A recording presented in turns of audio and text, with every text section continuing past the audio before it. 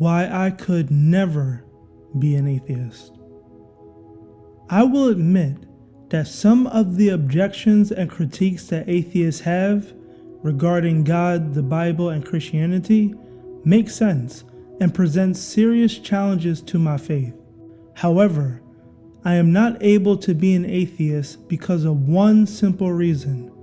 Atheists do not provide an alternative for achieving the hope that Christianity provides. What hope am I referring to? The eventual end of evil and injustice. Justice for all the mistreated people throughout all time who died without justice. The time when love and goodness will prevail exclusively forever through Christ. If being an atheist means I have to ignore, abandon, or trivialize that hope, then I can never be an atheist.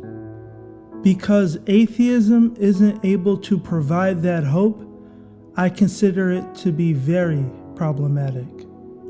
The problem with atheism. First, I would like to share this verse. Only a fool would say there is no God. Psalm chapter 14 verse 1. Psalm chapter 14 verse 1 is not saying that God considers atheists foolish just because they don't believe in him. It's saying that God considers atheists foolish because of what their atheism implies. What does atheism imply? Number one, if there is no God, then there's no divine justice for all the evil and injustice in the world. Number two, if there is no divine justice for all the evil and injustice in the world, then that makes the existence of evil and injustice an inescapable reality. Number three, if the existence of evil and injustice is an inescapable reality, then we have to accept the reality where there are mistreated people throughout all time who will never experience justice. Number four, if we accept the reality where there are mistreated people throughout all time who will never experience justice, then that shows we don't objectively value and fully love everyone. In order for people to have objective value, their value must consistently experience justice when violated. It will be inconsistent to claim that everyone has objective value while accepting that there are people who can be mistreated and will never experience justice. A reality where there are mistreated people who will never experience justice is a reality that's absolutely unacceptable and shouldn't be tolerated. But if I was an atheist, I could say, even though I do objectively value everyone, I have no choice but to accept the reality where there are mistreated people throughout all time who will never experience justice. But I would be wrong. The unavoidable acceptance of evil and injustice. I would like to share two scenarios. Scenario number one. Let's say there was a store that I love to go to. While I was shopping, the store was exposed as being very racist to a group of people. However, their racism does not affect me and I'm able to continue to shop there. If I objectively value everyone and knew the store was racist, would I continue to shop there or would I leave the store? The obvious answer is to leave the store. Scenario number two. Let's say there was a woman in a relationship with a man. In the relationship, the man would abuse her often, but he would also buy her whatever she wanted. If I objectively value everyone, would I advise the woman to stay in the relationship or advise her to leave the relationship? The obvious answer is to advise her to leave the relationship. Now, to make my point, I will share one more scenario. Scenario number three. Let's say I lived in a reality with inescapable evil and injustice. In this reality, there will always be mistreated people who will die without justice. However, in this reality, I'm also able to achieve personal life pursuits, selfish or selfless, while not being directly impacted by all the mistreated people who will die without justice. If I objectively value everyone, would I stay in this reality or would I leave this reality? The obvious answer is to leave the reality. Scenario number 3 reflects our actual world. And if you noticed, we do have an option to leave this reality. If I was an atheist and I said, even though I objectively value everyone, I have no choice but to accept this reality, that is not true. I do have a choice, and that choice is suicide. I am not advocating for suicide. I am solely making a point that we cannot claim to objectively value everyone and yet accept living in a reality where there are mistreated people who will never experience justice while we have the option to leave that reality. To reiterate, I am not advocating for suicide. I do not want the atheists who claim to objectively value everyone to commit suicide. I want the atheists who claim to objectively value everyone to embrace the hope that only God is able to give, which is establishing justice for all mistreated people throughout all time.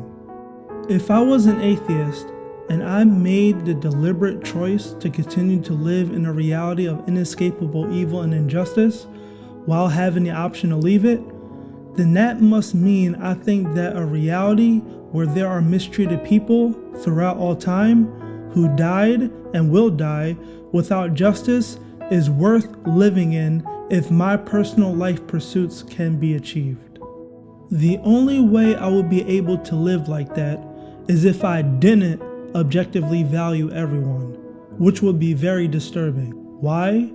Because if there are people who I don't view as objectively valuable, then I would feel justified to be indifferent towards their abuse. But that's exactly how abusers are able to abuse their victims. I refuse to align myself with abusers. If atheists claim to not objectively value everyone, then that would explain how they are able to accept living in a reality where there are mistreated people who will never experience justice. Will atheism be consistent? One important argument that many atheists make is, if God knew that evil would happen and he had the ability to stop it, then he is absolutely wrong for allowing people to experience evil, and he should be condemned because people have objective value. But wait, if atheists are consistent, they will have to make this argument as well. If parents knew that their child would experience evil, injustice, suffering, and death before having them, and they had the ability to not have a child, then parents are absolutely wrong for having children, and they should be condemned because children have objective value. And atheists can't say that human beings must procreate because antinatalism will refute that. If I was an intellectually honest atheist and I concluded that God is wrong for creating a reality where people will experience evil, injustice, suffering, and death, then I would also have to conclude that I'm wrong for continuing to live in and participate in, if I have children, a reality where people will experience evil, injustice, suffering, and death, especially when I have the option to leave the reality.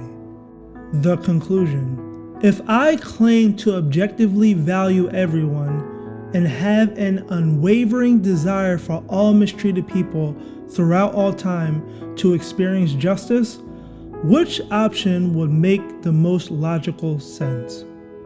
Number 1, continue to live in a reality where I'm able to achieve my personal life pursuits, even though there are mistreated people throughout all time who will never experience justice. Number 2, refuse to continue to live in a reality where there are mistreated people throughout all time who will never experience justice. Number 3, embrace the hope that only God is able to give, which is establishing justice for all mistreated people throughout all time who never experienced justice. The third option is the most logical, which is why I could never be an atheist. Because love must be consistent in order to have genuine value, I choose to trust God's love, even when I don't know exactly why He allowed evil. I will give God the benefit of the doubt because He hasn't directly told me His exact reason why. Since God is omniscient, it's logically possible there's a reason why that I'm not aware of. So, with humility, I choose to continue to trust God and wait to ask Him about this in person. In the book of Job, Job decided to wait to speak to God directly instead of giving up his faith. That is what I have decided to do as well. But I prefer to argue my case with God all-powerful. Job chapter 13 verse 3. But when I speak to God directly and I find out that His exact reason for allowing evil is a clear violation of love, then I will absolutely reject Him. Again, atheists do have strong objections against the Christian faith. But if their objections will ultimately lead to hopelessness, then their objections are meaningless. Don't let anyone fool you by using senseless arguments. These arguments may sound wise, but they are only human teaching. They come from the powers of this world and not from Christ. Colossians chapter 2 verse 8. Why I Could Never Be an Atheist is a bonus chapter from my booklet, The Foundation of Faith, What God Considers Most Important. To read this booklet, please go to liveinhope.me.